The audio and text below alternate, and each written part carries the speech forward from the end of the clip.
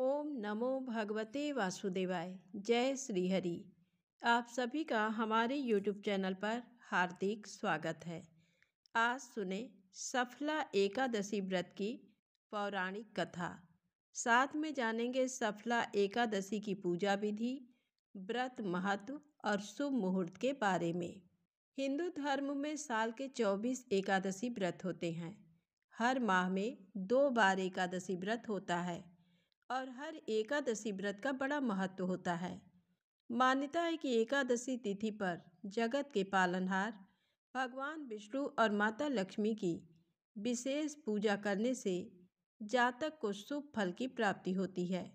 साथ ही सभी मन्नतें पूरी होती हैं।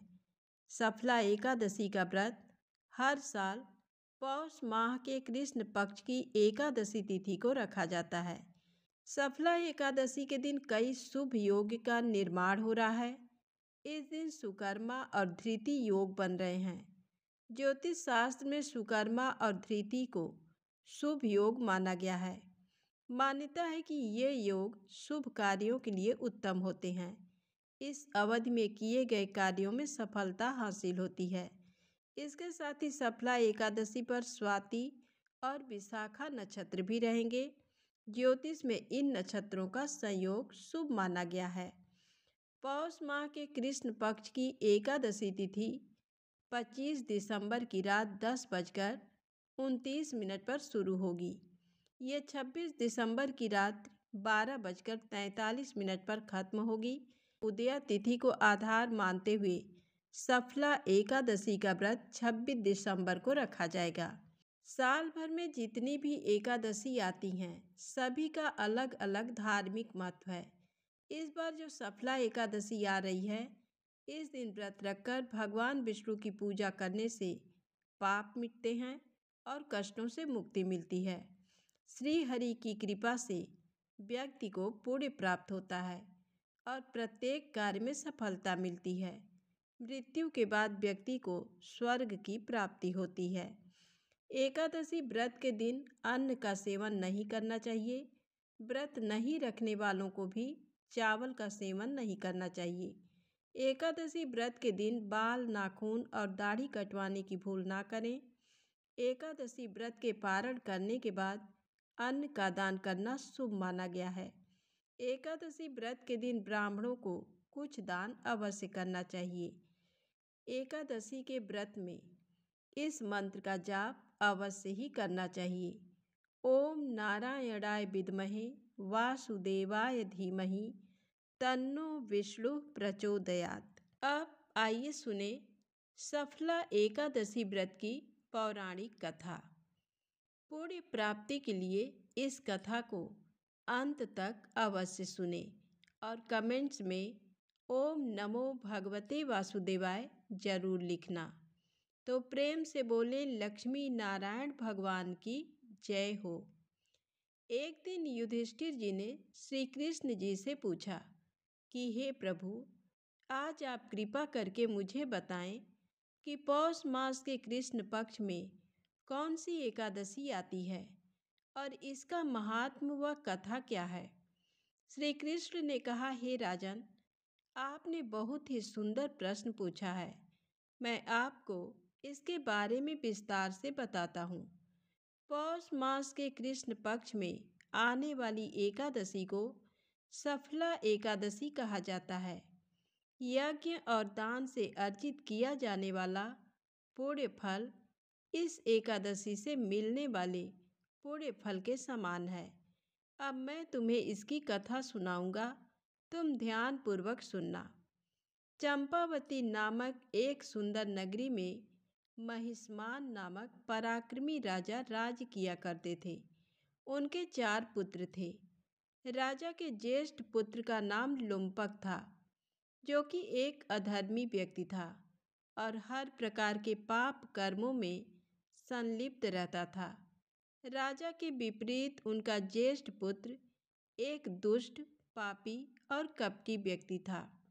उसके पाप कर्मों से पूरा राज्य प्रभावित होने लगा था, जिसे देखते हुए राजा ने उसे राज्य से बाहर निकाल दिया। राजा के भय से लुम्पक के किसी भी मित्र या संबंधी ने उसकी सहायता नहीं की और वह राज्य के बाहर एक जंगल में निवास करने लगा। लेकिन उसके व्यवहार में कोई परिवर्तन नहीं आया और जंगल में उसने निर्दोष मूक जानवरों का शिकार करना शुरू कर दिया। इसके अलावा रात्रि के समय उसने नगर में जाकर लूटपाट करना भी शुरू कर दिया। जंगल में वह श्रीहरि के प्रिय बरगद के पेड़ के नीचे निवास करता था और इस प्रकार कुछ समय बीत गया। कुछ समय बाद मौसम में बदलाव आया और एक दिन की बात है, वह ठंड के कारण पूरी रात ठिठुरता रहा और सो नहीं पाया। पौष माह में शीतलहर के कहर से बचने के लिए उसके पास पर्याप्त संसाधन नहीं थे। इस प्रकार संयोगवश 10वीं तिथि की पूरी रात्रि उसने जागते हुए बिता दी।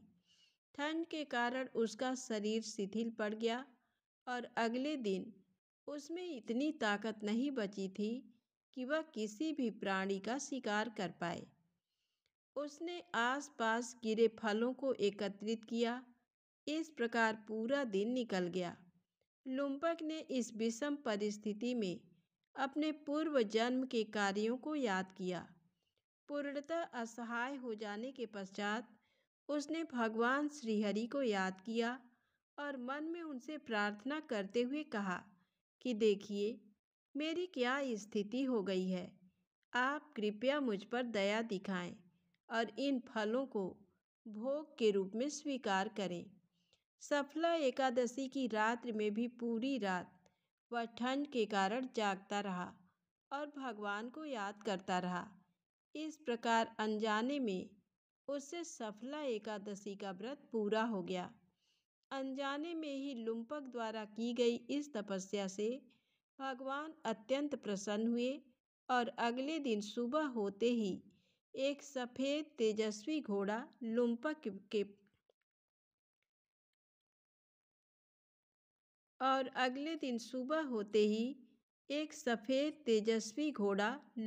के पास आ पहुंचा।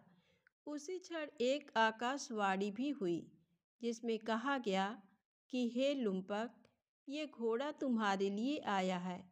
तुमने विधि पूर्वक सफला एकादशी का व्रत पूर्ण किया, जिससे परम कल्याणकारी भगवान श्रीहरि तुमसे अत्यंत प्रसन्न हुए हैं और तुम्हारे पाप कर्मों का नाश हो गया है। अब तुम इस घोड़े पर सवार होकर अपने राज्य में वापसी कर सकते हो। तुम्हारा राज्य तुम्हें वापस मिल जाएगा, जहाँ तुम्हें धर्म की स्थापना करते हुए राज्य करना होगा। आकाशवाणी को सुनकर लुम्पक अत्यंत प्रसन्न हुआ और अपने पिता के पास वापस लौट गया। राज्य में वापस पहुंचकर उसने अपने पिताजी से क्षमा याचना की और ये पूरा वृत्तांत कह सुनाया। अपने बेटे को धर्म के मार्ग पर वापस देखकर राजा को भी बहुत प्रसन्नता और गर्व की अनुभूति हुई। इस प्रकार लुम्पक ने पूरी निष्ठा से अपने दायित्व को निभाया और कुछ समय बाद उसका विवाह एक राजकुमारी के साथ हो गया और उसे एक पुत्र रत्न की भी प्राप्ति हुई। राजा महिष्मान ने पूरा राजपाट अपने बेटे को सौंप दिया और जीवन के अंतिम चरण में तपस्या करने निकल पड़े।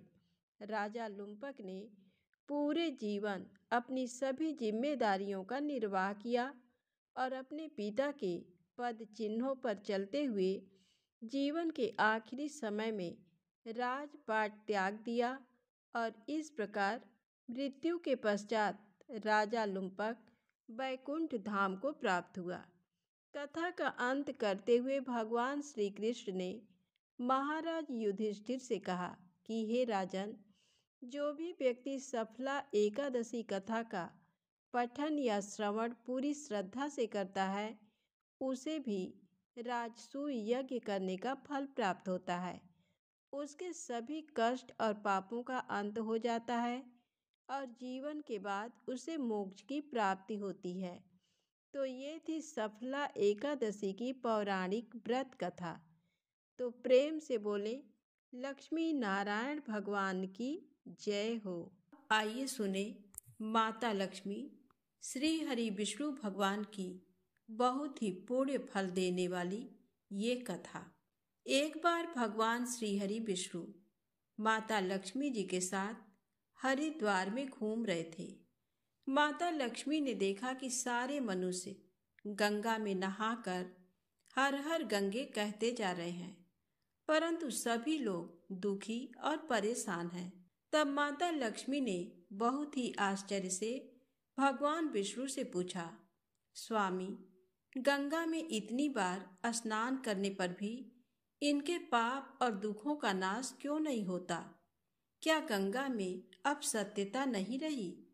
तब भगवान विष्णु बोले, गंगा में तो वही सामर्थ्य है, परंतु इन लोगों ने पाप नाशनी गंगा में स्नान ही नहीं किया, फिर इन्हें लाभ कैसे मिलेगा? माता लक्ष्मी जी ने आश्चर्य से कहा कि स्नान कैसे नहीं किया? सभी तो हमारे सामने ही नहा नहा कर जा रहे हैं, अभी तक तो इनके शरीर भी नहीं सूखे हैं। तब भगवान विष्णु ने कहा, लोग तो केवल जल में डुबकी लगाकर ही आ रहे हैं, तुम्हें मैं कल इसका रहस्य समझाऊंगा। दूसरे दिन बहुत ही जोर से बारिश होने लगी। सारी गलियां कीचड़ से भर गईं। एक चौड़े रास्ते में एक बड़ा सा गड्ढा था। चारों ओर कीचड़ भरी हुई थी और भगवान विष्णु ने लीला रची। वे स्वयं एक बूढ़े आदमी का रूप धारण करके उस गड्ढे में जा गिरे। लक्ष्मी जी को उन्होंने समझाकर पास में बैठा दिया कि देखो, तुम लोगों को सुना सुनाकर पुकारती रहो कि मेरे बूढ़े पति अचानक गड्ढे में गिर पड़े हैं। कोई पुण्यात्मा इनको बाहर निकालकर इनके प्राण बचाओ और हम असहाय दंपति की सहायता करें। और भगवान विष्णु ने ये भी समझा दिया कि जब कोई व्यक्ति गड्ढे में से मुझे बाहर निकालने को तैयार हो, तब इतना और कह देना कि मेरे पति सर्वथा निष्पाप हैं। इन्हें वही व्यक्ति छुए जो खुद भी निष्पाप हो। यदि आप निष्पाप हैं तो इनको हाथ लगाएं, नहीं तो उनके हाथ लगाते ही आप स्वयं भस्म हो जाएंगे। लक्ष्मी जी ने तथास्तु कहकर गड्ढे के किनारे बैठ गईं और आने जाने वालों को सुना सुनाकर भगवान विष्णु की सिखाई हुई बात कहने लगी। गंगा में नहाकर लोगों के झुंड आ रहे थे और सुंदर युवती को यूं बैठी देखकर कुछ लोगों के मन में पाप आया और कुछ लोगों को धर्म का भय हुआ और कुछ लोग कानून से डरे और कुछ लोगों ने तो लक्ष्मी जी को ये भी कह दिया कि मरने दो इस बुढ़े को, क्यों इसके लिए रोती हो। और कुछ दयालु और चरित्रवान पुरुषों ने उस युवती के पति को बाहर निकालना चाहा, परंतु लक्ष्मी जी के वचन सुनकर वे भी रुक गए। उन्होंने सोचा कि हम गंगा में नहाकर आए हैं तो क्या हुआ, पापी तो हैं, कहीं हम सहायता करते समय भस्म न हो जाएं। उनके पास कई व्यक्ति आए, परंतु किसी को साहस नहीं हुआ। सैकड़ों आए और सैकड़ों ने पूछा और चले गए। संध्या का समय हो चला था। तब भगवान विष्णु ने माता लक्ष्मी से कहा, देखा, आया कोई सच्चे मन से गंगा में नहाने वाला। तब थोड़ी देर बाद एक नवयुवक हाथ में एक लोटा लिए हुए हर हर गंगे कहता हुआ आया। लक्ष्मी जी ने उसे भी वही बात कही। उस युवक का हृदय करुणा से भर आया और उसने भगवान विष्णु को बाहर निकालने की तैयारी की। लक्ष्मी जी ने उसे रोक कर कहा कि भाई, यदि तुम सर्वथा निष्पाप नहीं हो तो मेरे पति को छूते ही तुम भस्म हो जाओगे। उसने उस समय बिना किसी संकोच किए लक्ष्मी जी से कहा, माता, मेरे निष्पाप होने से तुम्हें संदेह क्यों है? देखती नहीं, मैं अभी गंगा नहाकर आया हूँ। भला गंगा में नहाने के बाद भी क्या पाप रहते हैं? मैं अभी तुम्हारे पति को बाहर निकालता हूँ। युवक ने लपक कर उस बूढ़े आदमी को ऊपर उठा लिया। भगवान विष्णु और माता लक्ष्मी ने उसे अधिकारी समझकर अपने असली रूप में प्रकट होकर दर्शन देकर निहाल कर दिया। भगवान विष्णु ने माता लक्ष्मी से कहा कि इतने सारे लोगों में से केवल इस एक आदमी ने ही गंगा में स्नान किया है। इसके अनुसार जो लोग बिना श्रद्धा और विश्वास के केवल दंभ के लिए गंगा स्नान करते हैं, उन्हें वास्तविक फल प्राप्त नहीं होता। परंतु इसका ये मतलब नहीं गंगा स्नान व्यर्थ हो जाता है। गंगा स्नान का बहुत पुण्य भी है। गंगा आज भी उतनी ही सामर्थ्यवान है। तो प्रेम से बोले, लक्ष्मी नारायण भगवान की जय हो। अब आइए बड़ी ही श्रद्धा और भक्ति से इस मनोकामना को पूरी करने वाली कथा को सुनते हैं। एक गांव में रमा नाम की एक स्त्री थी। उसके विवाह को 5-6 बरस हो गए थे, लेकिन उसकी कोई संतान नहीं थी। एक बार श्री राधा अष्टमी का उत्सव आया। गांव की औरतें बरसाना जा रही थी। औरतों ने कहा कि तुम भी बरसाना चलो। राधा रानी बड़ी दयालु हैं, तुम्हारी गोद जरूर भरेंगी।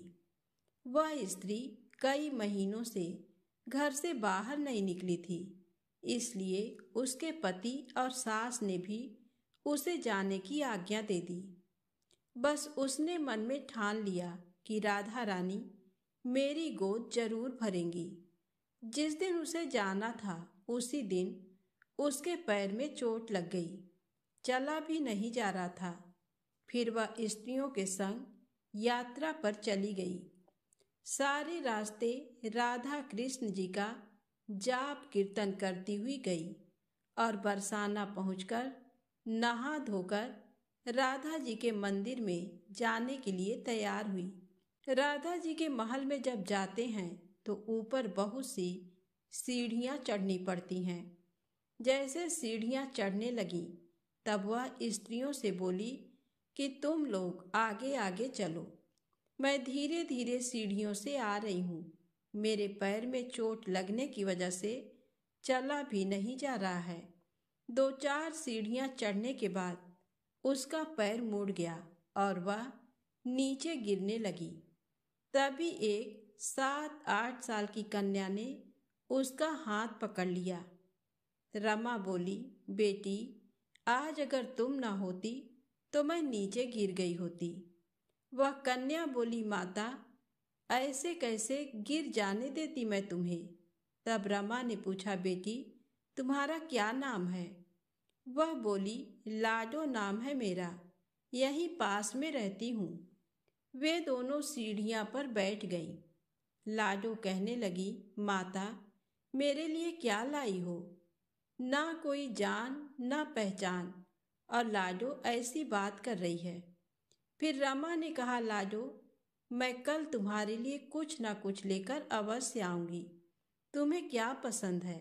तब लाडो कहने लगी, मुझे नथनी, गले का हार, कान के कुंडल, चूड़ियाँ, मेहंदी, घाघरा, चोली, ये सब चीज़ें पसंद हैं। कुछ भी ले आना।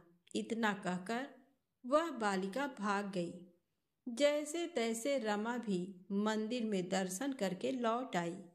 फिर रमा उस बालिका के बारे में सोचने लगी और बाजार में उसने गले का हार और चूड़ियाँ उसके लिए ली।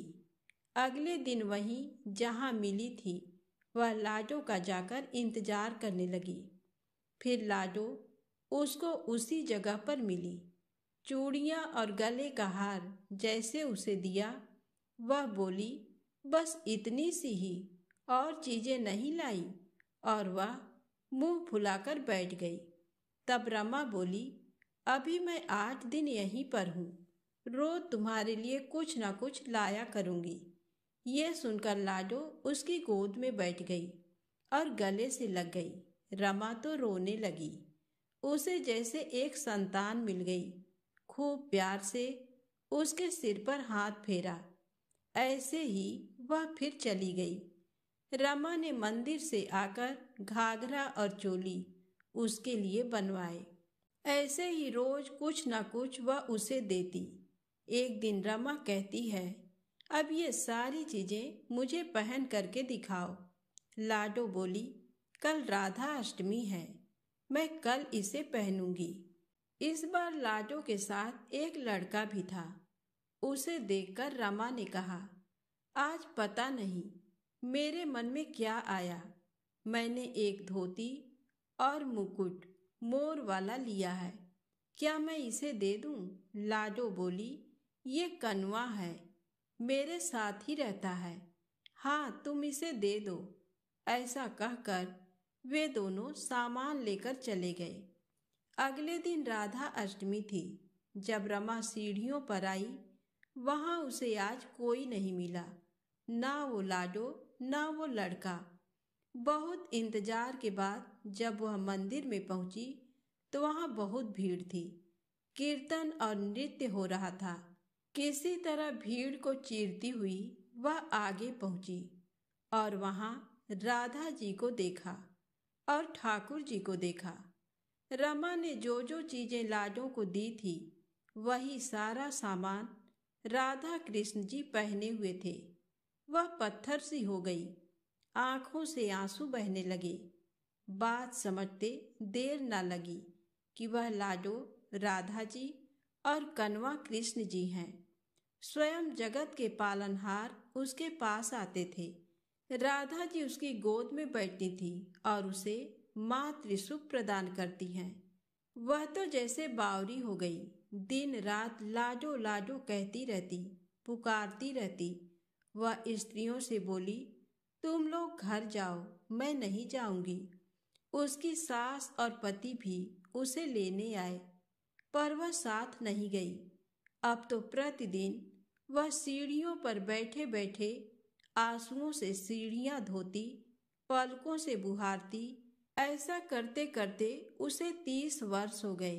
एक दिन एक बालिका उसका हाथ पकड़कर ऊपर अटालिका में ले गई। वहां जाकर बोलती है, लो आ गई मैं ही हूं तुम्हारी लाडो। ऐसा कहकर बाहें फैलाकर रमा को बुलाने लगी और अपने गले लगा लिया। उस दिन रमा ऐसे गले लगी कि इस पार्थिव शरीर को छोड़कर सदा के लिए अपनी लाडो के पास चली गई। तो बोलिए श्री राधा कृष्ण भगवान की जय, बरसाने वाली की जय हो। आइए अब मनोकामनाएं पूर्ण करने वाली एकादशी माता की कथा को सुनते हैं। कहते हैं, बिना एकादशी माता की कथा को सुने व्रत पूर्ण नहीं माना जाता है। एक बूढ़ी माँ ने एक बार एकादशी का व्रत रखा। बड़े ही भाव भक्ति से पूजा अर्चना की। उन्हें वृद्धावस्था में क्या बाधा थी, वे तो अपने पुत्र पौत्रों की सुख सुविधा के लिए व्रत रखने लगी। वे दिन भर तो जरा कठोर मन करके अपनी प्यास को रोके रहीं। दिन में पूजा पाठ किया, कथा सुनी और पंडित जी को मिट्टी के पात्र में भरकर पानी और ऋतु फलदान में दिए। दोना भर भर के बूरा शक्कर वितरण किया। उन्हें गर्मी के कारण बहुत बेचैनी हो रही थी। इस कारण से बड़ी देर तक पानी में पड़ी रहीं और पानी के कुल्ला करती रहीं, मुंह धोती रहीं। तब कहीं थोड़ा बहुत धैर्य बंध पाया। धूप तो तेज पड़ ही रही थी, इस कारण बार बार मुंह सूख रहा था। बूढ़ी माँ बहुत बेचैन हो रही थी। एक तो बुढ़ापा और दूसरा ये भयंकर गर्मी। वृद्धावस्था की स्थिति तो कुछ दूसरी ही प्रकार की होती है। जैसे तैसे रो धो के दिन कट पाया। अब पहाड़ सी रात सामने थी। उसका कटना बड़ा ही कठिन दिखाई दे रहा था। खटिया पर पड़े शांति नहीं मिल रही थी। वे बार बार करवट बदल रही थी। अनेक बार वे बाहर जाती और भीतर आती। उन्हें घर के अंदर शांति नहीं थी। वे पड़ी पड़ी एकादशी माता का स्मरण करती रहीं। वे कहती रहीं कि हे माता जी, आप मेरी लाज रखिएगा, आप ही मुझे शक्ति दे दीजिएगा जिससे मैं भली भांति आपका व्रत कर सकूं और ये पहाड़ सी रात शांतिपूर्वक व्यतीत हो सके। प्यास के कारण बूढ़ी माँ की बेचैनी तो बढ़ ही रही थी।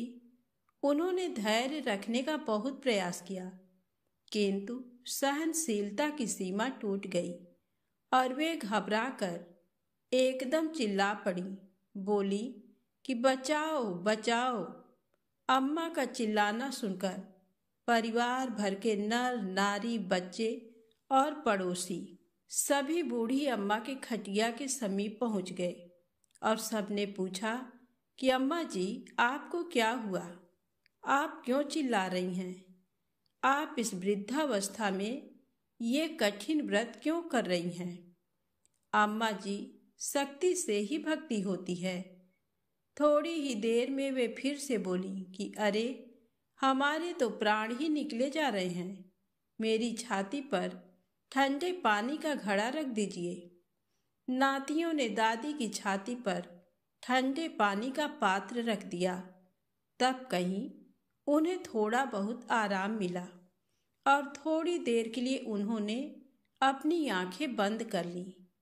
एकादशी माता ने सोचा कि ये बूढ़ी अम्मा है तो बहुत कठोर, जरा जाकर उनकी परीक्षा लेना चाहिए। वे आधी रात को मुर्गा बनकर टेर लगाने लगी। मुर्गा की आवाज़ सुनकर दादी जल्दी से उठी और बाहर जाकर आसमान की ओर देखा, किंतु आसमान में कहीं उन्हें प्रातःकालीन तारा दिखाई नहीं दिया। वे सोचने लगी कि ये मुर्गा क्यों और कैसे बोल गया। उन्हें प्यास तो लगी रही थी, थोड़ा बहुत उनका मन भी विचलित होने लगा था, किंतु अंत में उन्होंने दृढ़ निश्चय किया कि मैं अब व्रत को पूर्ण करके ही छोड़ूंगी, चाहे भले ही मेरे प्राण निकल जाएं। ये सोचकर फिर वे खटिया पर शिथिल होकर लेट गई। थोड़ी ही देर में एकादशी माता ने उनकी फिर से परीक्षा लेनी चाहिए। एक छोटी सी बालिका के रूप में एक गिलास में शरबत लेकर उनके सिरहाने खड़ी हो गई और जोर से बोली कि दादी जी, सवेरा हो गया है, आप हाथ मुंह धोकर शरबत पी लीजिए। पहले तो शरबत का गिलास देकर उनका मन डगमगा गया, किंतु अचानक व्रत का स्मरण हो आया और उन्होंने सोचा कि मैं किसी भी प्रकार से अभी शरबत नहीं पी सकती हूँ, और वे शांतिपूर्वक अपनी खटिया पर लेट गईं। फिर थोड़ी ही देर में उन्हें ऐसा लगा जैसे किसी ने उन्हें पानी के कुएं में पटक दिया हो। वे बड़ी देर तक उस कुएं में हाथ पांव चलाती रहीं, किंतु उन्होंने अपने मुंह में पानी की एक बूंद भी नहीं जाने दी और वे दृढ़तापूर्वक अपना व्रत पालती रहीं। थोड़ी ही देर में न जाने कहां से सामने आग जलने लगी, जिससे भारी गर्मी बढ़ने लगी। प्यास के कारण प्राण निकलने लगे, किंतु बूढ़ी अम्मा का कुछ भी नहीं बिगाड़ पाया। वे जैसे थी उसी तरह मुस्कुराती हुई सी बैठी रहीं। थोड़ी ही देर में बाहर प्रकाश दिखाई देने लगा। ऐसा लगा कि जैसे सवेरा हो गया हो। बूढ़ी अम्मा ने जब बाहर निकलकर देखा तो समझ गई कि अभी सवेरा होने में 3-4 घंटे की देरी है। ये जानकर वे शांतिपूर्वक इधर उधर घूमने फिरने लगी। एकादशी माता ये बात अच्छी तरह से समझ गई कि ये बूढ़ी अम्मा किसी भी प्रकार से अपने व्रत से नहीं टल सकती। वे उनके सत्य व्रत को अच्छी तरह से समझ गईं। सवेरा होते ही बूढ़ी माता ने स्नान किया, भगवान का पूजन पाठ किया, एकादशी माता की कथा सुनी, ब्राह्मणों को दक्षिणा देकर भोजन कराया। तब कहीं उन्होंने जल ग्रहण किया।